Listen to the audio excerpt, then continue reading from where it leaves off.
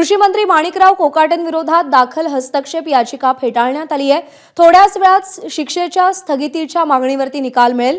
दाखल हस्तक्षेप याचिकेवरती क्रमांक आणि सही नसल्याने ही याचिका फेटाळण्यात आली आहे। शिक्षेला स्थगिती देण्याबाबत कोकाटेंनी कोर्टामध्ये याचिका दाखल केली आहे। कोर्टामध्ये ऑर्डर टाईप करण्याचं काम सध्या सुरू आहे।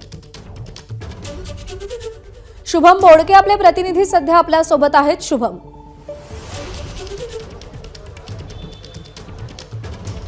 खरं प्रज्ञा, आत्ताच्या घडीची ही सर्वात मोठी बातमी आहे। कृषी मंत्री माणिकराव कोकाटे यांच्या विरोधात जी दाखल केलेली याचिका होती ती सत्र न्यायालयाने आता फेटाळली आहे। आपण जर बघितलं तर उच्च न्यायालयामध्ये हस्तक्षेप याचिका जी आहे ती दाखल करण्यात आली होती। त्यानंतर सुनावणी होण्यासाठी जे आहे ते 15 दिवसांचं हे संपूर्ण कामकाज आहे ते तहकूब करावं, त्यासाठी वेळ जी आहे ती मागण्यात आली होती। त्यामुळे नाशिक सत्र न्यायालयामध्ये जी दाखल याचिका होती आता ती फेटाळण्यात आलेली आहे। आपण जर बघितलं तर आता या संदर्भामध्ये जर अधिकची माहिती बघितली तर मात्र दाखल केलेली या याचिकेवर जी रिट याचिका क्रमांक आहे त्यासोबत वकिलासह अर्जदारांची स्वाक्षरी नसल्यानं जो अंजली राठोड यांनी जे हस्तक्षेप याचिका दाखल केली होती ती सत्र न्यायालयानं फेटाळली आहे। त्यामुळे आता थोड्याच वेळात माणिकराव कोकाटे यांच्या शिक्षेच्या स्थगितीवर नेमका काय निकाल येतो त्या काही वेळात आपल्याला समजणार आहे। प्रज्ञा, शुभम, अपडेट जाणून घेत राहू। तुर्तास धन्यवाद दिलेल्या माहितीसाठी।